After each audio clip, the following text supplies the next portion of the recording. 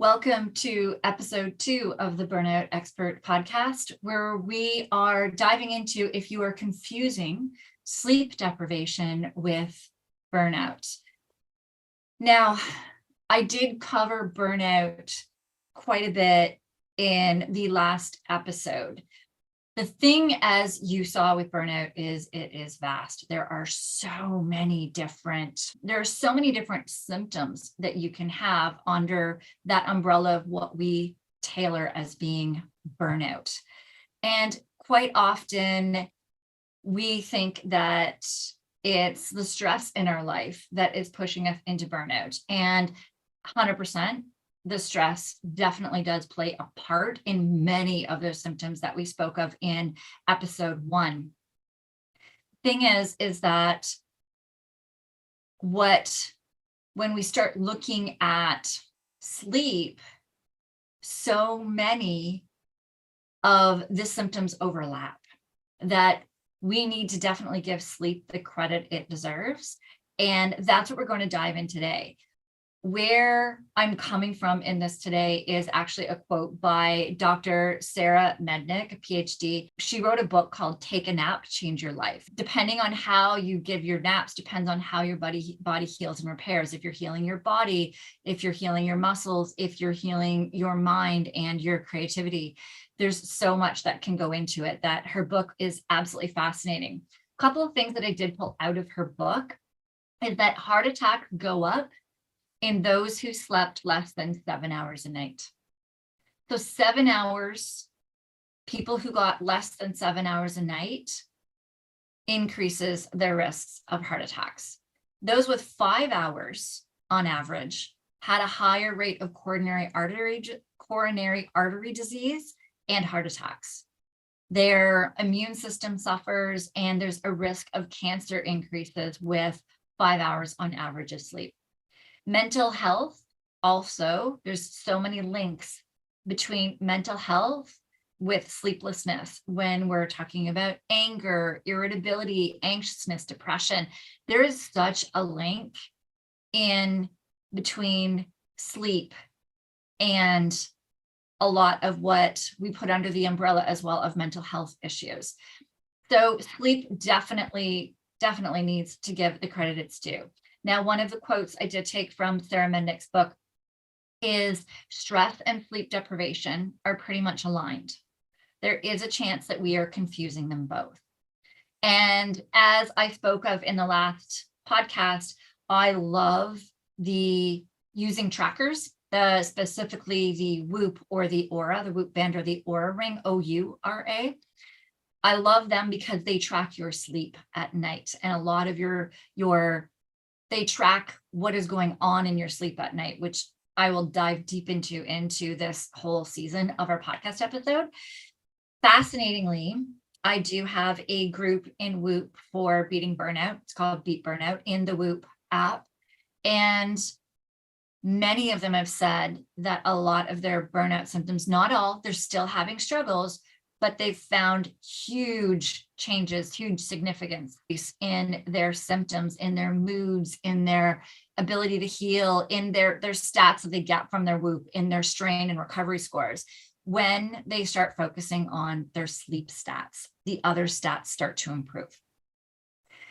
So we get into as well emotions when we're sleeping. Now, this I found to be one of the most fascinating studies on monogamous couples, where both parties felt that they had a really good, healthy, stable relationship. What they did was they tested how sleep deprivation affected their relationship.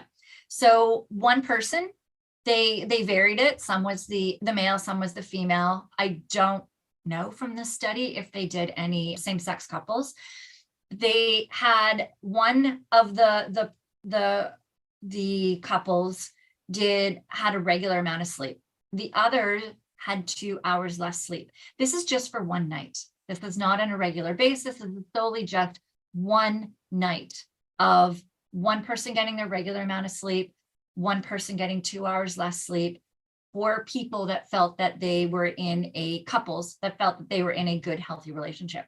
Now, the next day, they got to go on a date. They had no responsibilities. All of their activities were paid for. They could just go on a date of their choice. What happened is that both partners at the end were supposed to rate each other's performance, and both of them rated the performance as below average. They were a little more irritable. They found that they were playing off each other. The one that was sleep deprived was a little more reactive, which then got the other person, on the defensive. And it just became this vicious circle, so we say, throughout that date, where they didn't enjoy it as much as when as they thought that they would have, being that they all thought that they came from this good, healthy relationship. They're like, we love going on dates. This is going to be great. That is huge. If we think about this, because we do this all the time, we may stay up late to work, or a kid wakes us up, depending on the stage of life you're at. It may be completely out of your control. You may have gotten to bed on time, but a child wakes you up. You may have a shift working partner. You may work shifts yourself. There's so many different things. You may have just gotten into a Netflix show that repeated and repeated, and you didn't get to bed on time. You may have been out at an event, a work event, or a social event, which is absolutely, like, we need those things in our life. We need to have social events. It is not going to be possible ever to get in, your total amount of sleeps, and you will absolutely have times where you get less than 2 hours of sleep, below your baseline of what your body needs. The thing from this study that I felt so important, and that I do definitely stress when I'm working with my clients, is to understand when you have that night, to understand that the next day you are going to be shorter. You are not going to be able to handle stressors as well. That's where I bring out this whole toolbox of tools that they can do when they know that something like that has happened. When it's a one-off, we do work on trying to limit the number of times that your body does not get its desired amount of sleep, but living in the real world, that's never going to be possible. And the clients that I work with definitely know what tools to take out the next morning when they know that that's happened, when you've worked a shift, when child woke you up, when you woke up later, you went to bed later than you meant to. The thing is, as well, as when you're not getting a good quality of sleep, that is where your motivation decreases. You'll probably get less done the next day.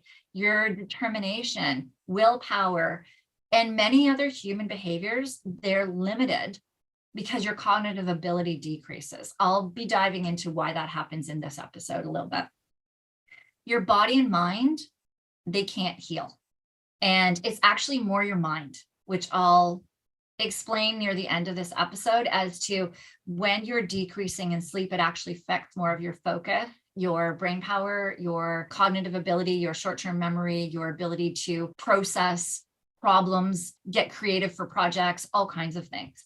That is actually hit first when you have a night without the sleep. And your body and mind, it can't repair, regenerate, and it just starts setting off this whole cascade of physical and mental issues. And so sleep is super important, because when we're sleeping, it's when our brain heals. It's when our nervous system realigns. Now, what the heck does that have to do with anything? Why does that matter? Your nervous system, I'll just be talking about two branches of it now, is your stress and your resting system. When you are stressed so much in your day, your stress nervous system is firing like crazy, and your resting nervous system is not kicking in as much as we would like it to. And that starts getting a whole slew of struggles going on in your body. But when you're sleeping, your nervous system starts to heal and repair and realign itself. And when you're decreasing that ability, you're decreasing the ability of what your nervous system is doing in your day to be able to handle stressors. When you're sleeping, your muscles heal. This could be from the day-to-day of your job. If you have a job that is physically taxing. So for first responders that I'm working with, they're wearing, police can be 25 to 40 pounds of gear. Fire can be 100 pounds. So for every call that they're going to, you're carrying that. For police, it's their entire shift. EMS, it depends on what patient or what situation you're in on a call, will depend on what the physical needs will be as well on your body. And when we're getting into, if you're doing things, working out, if you're being active, if you're not able to be active, it could be because sleep is not healing your muscles. Your motivation has gone down. As well, your nerves and your organs, that is where they're all regenerating themselves. So we get gallbladder issues, we get gut issues, we have respiratory issues, cholesterol, blood pressure, all of these things are linked with your organs being able to heal and repair while you're sleeping. Your balancing of blood sugars, the amount of blood sugar dysregulation and pre-diabetes or diabetes that I have experienced in working with first responders was surprising when I started. I did not believe that would be affecting them so much. That weight around your middle that you can't lose. Testosterone, we get that a lot. Testosterone or estrogen imbalances. Estrogen often steals testosterone. Testosterone is often pulled and converted into cortisol, which is your stress hormone. All of these things are happening, and your body balances a lot of these when you're sleeping. You have 50 different hormones that your stress system is in charge of, and most of those heal and repair while you're sleeping. So we have your focus, your as I've said, cholesterol, blood pressure, blood sugars, your body's ability to detox, immune system, short-term memory, cognitive thinking, your healing and repairing of muscles, which is different than your inflammation system as well. Your moods, all of your sexual reproduction, we get cravings, hunger, satiety. It is amazing how many hormones that your body is in charge of, that your stress system is in charge of. And a lot of those heal and repair when you're sleeping. So they work together. Sleep is where your battery recharges. That's going deep into the science, which I'll get into eventually in episodes, that's part of your cortisol, your stress energy hormone, making sure it's doing what it needs to do to repair at night, and you're not pushing it too much in the day, or you're pushing it just at the right levels in the day. Make sure that you're waking up feeling like you have a recharged battery. It's when your body physically and mentally remembers things. So simple things, let's just think of riding a bike. When you start learning that, it's your sleep that gets that imprints that. So anything you're doing physically, anything you're doing mentally, at work, at home, all of these things need to process while you're sleeping. The list really does go on. I can go into this so much, but if you don't sleep well, you really cannot appropriately categorize events. And that's where, when we do get into traumas as well, and this could be, when I'm talking traumas, this could be something at work where you are struggling with one of your colleagues,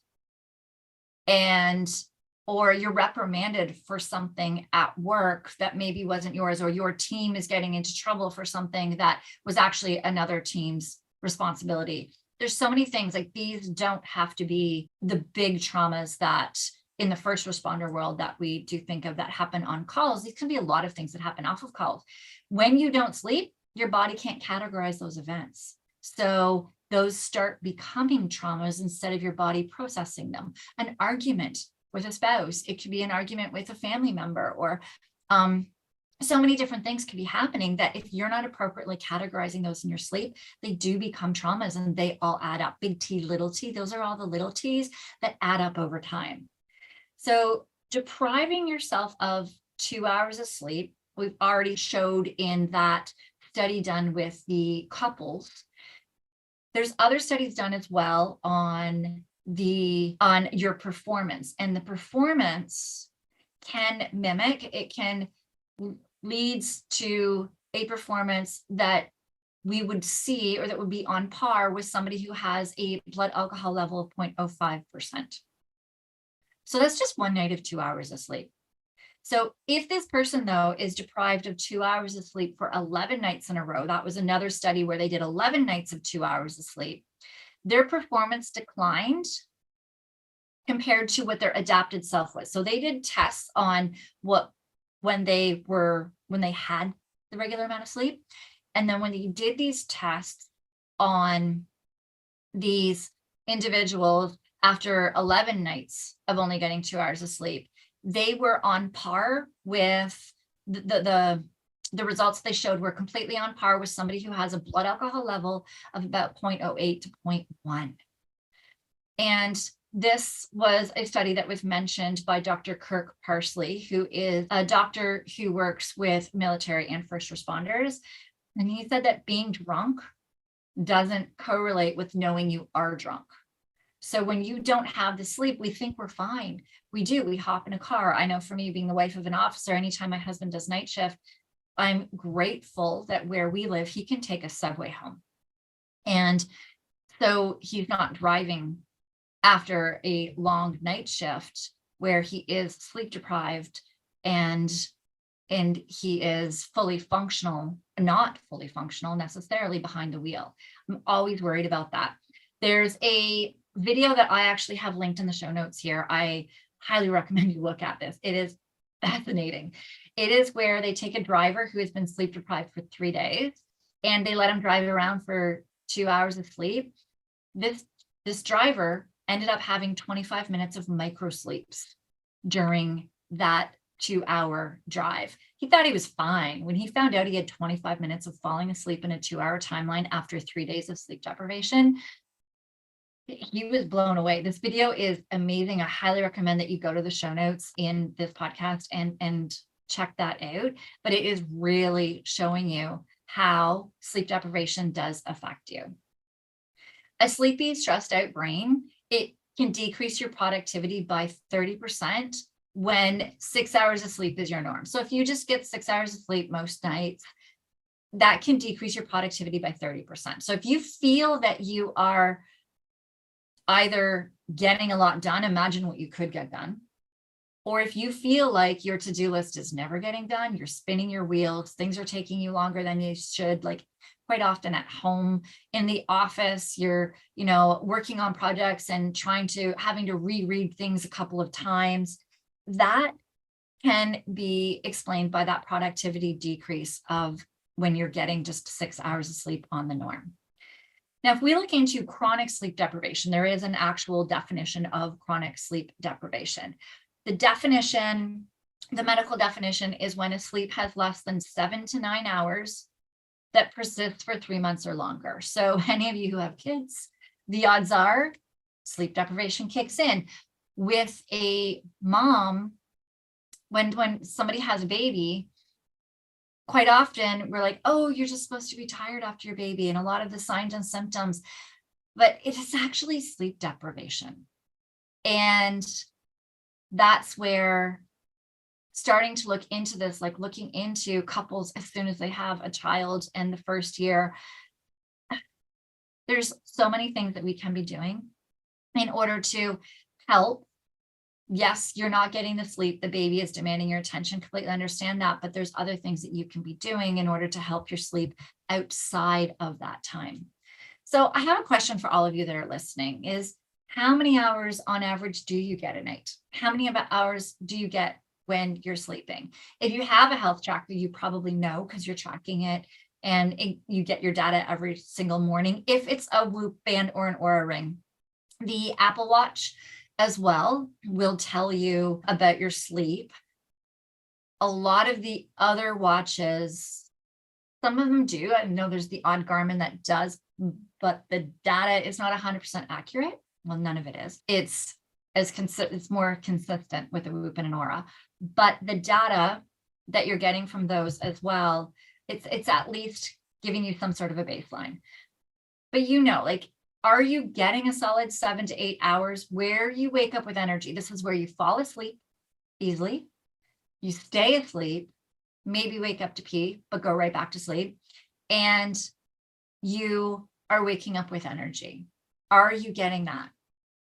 Because if you're not, the odds are you are sleep deprived. And if you're listening to this podcast, if it's on burnout, so you're most likely feeling a lot of burnout symptoms. Now, if you're struggling with your sleep, if you have tried everything that you can think of and everything that you can find, I can definitely help you with that. But if you haven't, tried all of the things that are out there. There's so many things in order to try to improve your sleep. Trying even one or two of them can make a huge difference on your sleep. So I'd highly encourage any of you who have not yet, who are seeing how important sleep is. And if you have, don't be frustrated. There's many, many reasons as to why people who have tried all of the things and it hasn't worked for you, you're still struggling to fall asleep or you're waking mid-sleep. That could be a lot of long-term stress effects on your body that your body needs to heal from first in order for all of those sleep hacks to then start working. So, but I'd highly encourage you, if you have not tried sleep hacks yet, try some, see where they lead you. You may not need to work with me if your sleep gets back on track. A lot of your symptoms may improve and you may not need to work with me in order to dive into those. Sleep can make a huge difference in getting your family back on track. I was so short with my husband when I was in burnout, short with my kids, disengaged with them, just sit on the couch, didn't want to do things and put them in front of the TV, and didn't have the energy or the brain power to deal with them. One of my big problems was sleep. I was one of those that I had great sleep habits, but I still couldn't sleep because of deep stress issues in my body.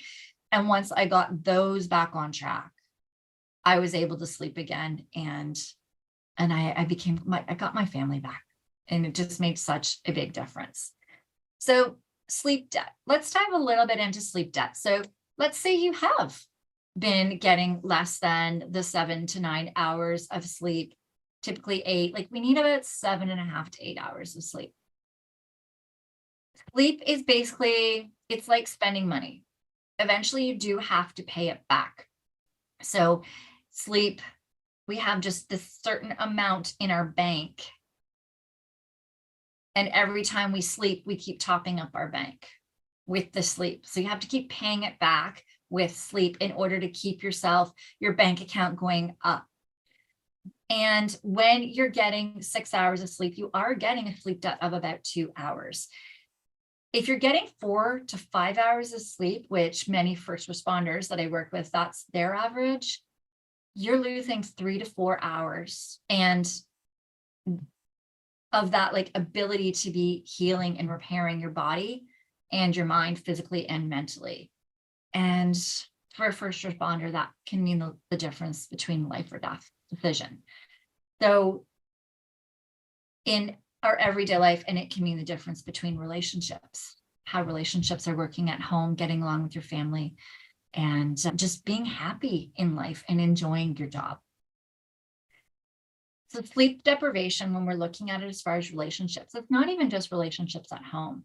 These could be relationships on the job, with administration, with your colleagues, your peers, how you handle all of those relationships. You may find that, somebody's always getting on your nerves. Whereas if you have a great sleep and your sleep debt is paid off, they're not bothering you as much anymore. The things that they're doing aren't irking you. You may find that just so many relationships are so much easier. Things roll off your back so much more. You don't need to control things as much when you are sleep deprived, when you are in burnout. There's that need to control things. I know even just for my husband, it was how the dishwasher was done, how the laundry was folded. All of those little tiny things don't even bother me anymore. I'm just grateful that he's doing it and helping out, and I don't have to be the one that's doing it. My husband's amazing, does a lot around the house, but I wasn't as grateful for it before. Instead, I would nitpick him because I was in control and I was exhausted and sleep deprived. So when sleep deprivation occurs, we may experience things where we're thinking that we're pushing hard. We may think that we are going into work and we're pushing hard every day, and you may be, but others are seeing that your work ethic, your work quality may be decreasing. They may not be seeing that. Promotions, you may be getting passed up for promotions. I've seen this so much in the first responder world, that I'd have responders coming in and struggling to make it through promotions. But once we got their sleep back on track, once their energy, their moods, they were able to really put in so much more effort, and they were a lot calmer, and they saw after how their interactions were with colleagues versus once they started sleeping more and they started getting promoted. Quite often too, you stop working on projects that had meaning to you. You don't get that love, that drive for things anymore. You start planning less and less with your kids, with your spouse at home. Date nights become a thing of the past because you're just so exhausted. You don't have anything left in you to go out on a date. And you may start working more. Some people start working more and start avoiding being at home because that's where a lot of the friction really starts. And work becomes people's escape from a lot of things, not just what happens from sleep deprivation, but a lot of struggles that we're also going through as well on our own. We may start working more just to avoid being at home. So we've talked all about sleep deprivation. Now you understand how important sleep is and what a large part it plays in all of these symptoms of burnout. So let's talk about what you can control. Now you can control your sleep quality. You can control how much sleep debt you're having. I want to put a disclaimer on that because some of you may have tried all the things and are still struggling with your sleep. So, but you still can work on that. I can absolutely help you with that. The sleep quality, there's still things that we can do. So starting to take a step back and look at what can you control in your sleep. And this is where I love looking at the data from my clients who do have a Whoop band or an Oura ring. So with the Whoop band or the Oura ring, it will show me their sleep cycles. There are things that you may be trying that may give you 5 minutes more of deep sleep or 5 minutes more of REM sleep. And the thing is you still feel like crap in the morning because it's not enough for your body to have healed and repaired. You're not enough to pay back all of your sleep debt and all of that, that you may stop doing that hack, that tool. You may stop doing that sleep habit, not realizing that it was benefiting you. It was just slowly compounding over time, that it might be 5 minutes for the first week, and then it might start going up to 10. That I find when we have the data to be looking at of your sleeps, we can see really what is working and what isn't working. So we can see as well, how much did that Netflix series, staying up late to watch that, as much as it was relaxing and it was your time and you got, maybe the kids were in bed, your spouse was in bed, it was you time. You will see how much did that impact your deep or your REM sleep, or your quality of your sleep. And we can see that with the Whoop or the Oura band, the Whoop band or the Oura ring. We can see that. And when you're looking at this, it really helps you make the decisions. It may be absolutely worth it for you to decrease your amount of sleep in order to get that alone time away from absolutely everybody. It may be. And it may be that you're looking at it and you're like, I think that sleep is my priority right now. Once my sleep gets back on track, I'll do this maybe once or twice a week. And then I'll have 5 really good sleeps and 2 that I do incur sleep debt. These are all choices. You have control over all of this as to what you want to do, how much you want to do, how you're going to do it. You have total control in all of this, but looking at your stats really does help you figure out where to be. So let's just look at if you do have a tracker. Now, if we're looking at, I know the Apple Watch, there are 4 sleep stages. You have your active, your awake time. Then you have light sleep, deep sleep, or also known as slow wave sleep, and your REM. Now, with those, the Apple Watch combines deep and REM sleep. I believe it has light sleep, but don't quote me on it. So you can still get some information from it. The Whoop and Oura definitely dive into these like deeply. And I actually am using slide deck as I'm recording this. So I will put the slide deck below and you can quickly go through the slide deck and see, because I do have slides of all the data that this is collecting as I'm going through this. When we're looking at this as well, when you're looking at, I know I've looked at somebody's Garmin recently, and with their Garmin, it just showed sleep, I believe. It may have given just what it said was deep, but I was struggling to figure out what it exactly was. But at the same time, if you're doing any habits and you find that that is increasing, then on your health tracker, then know that you're on the right track. If you find that that number is decreasing, then you know that what you're doing is inhibiting your sleep quality. So you won't get as deep of metrics from the Whoop or from anything other than Whoop and Aura. But that being said, if you have a tracker, stick with it. Stick with it for sure. Get as much as you can out of the data from your tracker before you even decide if you want to invest in a Whoop or an Aura ring. So let's dive into these stages. So stage 1 and 2 is your light sleep. The first stage of stage 1 of light sleep is just that quick part at the start of your sleep. So that just happens once. But stage 2 is actually more than half of the time of your sleep. It should be about 50% of your sleep. And stage 2 is it increases your alertness a little bit when you're awake. So stage 2 light sleep is super important. It's when your parts of your brain relax, and it's where you start kind of healing and repairing a lot of your breathing, your heart rate, your reflex response, your speech, language, abstract reasoning, planning, problem solving, social interactions. And it can actually override certain autonomic responses for newly learned ones. So, for example, snoring. There's one thing that I do work on with people is snoring in their sleep. And that dives into part of your nervous system, part of your stress system, and all of that. And you have an automatic response. Not everyone snoring, but many of those that I work with who snore, quite often it is an automatic response of your body switching into your stress state while you're sleeping. And so we can override that in that light sleep if we start working on certain modalities and certain tools and tips as I'm working with you. The light sleep is really, really important. It doesn't actually get a lot of credit as much as it does deserve.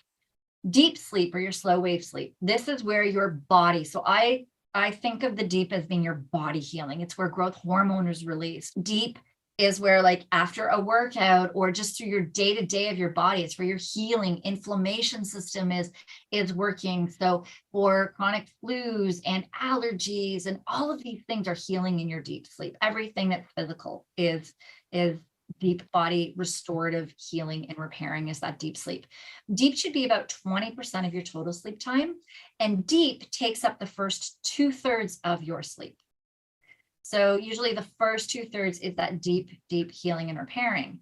REM sleep is the last 2/3. So if you recall me talking about how your brain focus, thinking, cognitive, memory processing, ability to be creative and project planning, how that can decrease more with sleep deprivation than the body healing stuff, that is because the last 2/3 of your sleep is REM usually. And so if you decrease your sleep by a couple of hours, you're usually decreasing more REM sleep than you are of deep sleep. So deep is that mind sleeping, and about 90 minutes is a really good REM sleep for somebody who's getting about 8 hours. It averages about 20 to 25% of your sleep time. Latency is another one that the Whoop and the Aura track, and that's how long it takes you to fall asleep. Now, you want it to be between 5 and 20 minutes. That's good. If you're under 5 minutes, if you're really, really fast, or you're over 20 minutes, that is often a sign that you're sleep deprived, where your mind can't shut off, your body isn't able to turn off, or you just conk out really, really fast. Quite often, those are signs of sleep deprivation. So the Whoop and the Aura are amazing. They have different alarms and trackers too, where they will let you know when you should be going to bed. Sometimes mine will tell me 7:45 to 8:45 is my bedtime. And in order for for when my body normally wakes up to get enough sleep and to pay back my sleep debt. The consequences of not getting enough deep or REM sleep is that your body or mind can't heal, can't stay strong throughout your career. You increase mistakes on the job. You can increase mood irregularities, decrease memory. These are all symptoms that we relate with burnout. And when we're talking about first responders, I don't even know what the word is, taken aback, I guess, when I had quite a few. I continue to this day have quite a few where responders will come in to work with me, to work on their sleep, to work on getting their energy up, their moods, and being able to figure out how to sleep on all of their crazy shifts with all that's thrown at them. And some of them have said to me after we got their sleep back on track, they're like, my suicidal thoughts are gone. Now, had I known that any of them had gotten to that point, I would have definitely been referring them to people who can help them with the suicidal thoughts. But this has been really eye-opening for me as well. There is a Lieutenant Colonel Dave Grossman. He's very well known, a former military police officer psychologist. He's been a psychologist for, oh gosh, I think he's in his 70s now, like 40 years. He's been a psychologist and he has dove into PTSD, into traumas. He has recently switched his focus on sleep deprivation because he has found links in a lot of his studies, and I've found studies as well on this, that sleep deprivation does increase risk of ethical mistakes and suicide. And that is actually one of the reasons why I started working with first responders, is suicide rates were 3 times that of line of duty deaths in the United States the year that I started helping. And it is amazing how sleep can really, really, really affect somebody's mental health. And it really needs to get the credit that it does deserve. So that was a lot. That was heavy today. I think next week is waking mid-sleep.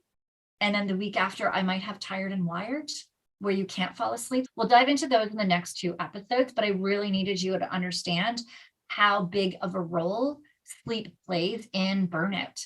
We quite often think it's stress, which stress definitely is a big part of it. And we'll be getting into a lot of that as well, more in this season of the Burnout Expert podcast. But I do want you to understand how large of a role sleep does play. So your action steps for this episode, I would like, if you have a tracker, start looking at your deep and REM sleep patterns. Are you filling in a little more of those first 2/3 of deep, last 2/3 of REM? Are you getting 20% of deep, 20 to 25% of REM on average? What you will find if you're paying back sleep debt, though, is deep may take over and may take over most of the sleep. So your REM will be very low and your deep will be increased for a while until sleep debt's paid off. So I'd like you to look at your deep and REM sleep patterns. Start looking at what percentage of deep and REM do you get at night? How many times are you waking in your sleep? You may find you'll get a graph. If anybody is watching this video, the screen, you'll see any of this white that's at the top of this graph. That's the amount of times that, this is mine, that I had woken up. It could be, I have a cat that I sleep with. So sometimes it's just me rolling over. I don't even notice, but it's my body actually getting even out of that light stage into that wake stage. And let us know. Post your answers, comment under this podcast episode, and let us know what you think. Now, I am opening this up now to anybody who does have questions. I did not do a good job this week of getting out the times of when I am going to be on here. If you hop onto my email address, I will let you know. It's going to be most Thursdays at 10 o'clock Eastern Standard Time. There might be the odd changes some weeks, so definitely get onto our mailing list. The link to get on our mailing list is in the show notes. That's where I will send it out to let you guys know when I'm here. I will answer questions. You can hop on with me right now and show me your Whoop or your Aura Ring data. If you have another app, if you can before the call, get it onto your laptop or wherever you're doing your Zoom call with me. But if you hop on, you can share your screen with me and I can actually see your data, and you can ask me your questions. Ask me them based on what we're talking about with your sleep, and we can dive in and I can personalize things for you. That's where the magic happens. And that's where I really like with this podcast, is to get where we do have some questions at the end happening. It's not just me on here talking all of the time. It also is easier for me to have a conversation when I know other people are listening instead of just speaking to. So definitely go to that link in the show notes so that you can find out when I am recording and you can hop on. I am purposefully putting a screen, like sharing my screen on this, because that is all that I will be recording. I will not be recording people's faces, so nobody will know who it is that's speaking. I will not say names to keep it anonymous, especially for those of you that need to for your job. So that is it for today's episode. I am posting this episode in my 911 Shift Ready podcast for this season. At the end of this season, we will be moving completely just over to the one podcast, the Burnout Expert podcast, as that's what I do, where I thrive, and I can be working with everyone. It's really great for the responders to be seeing as well that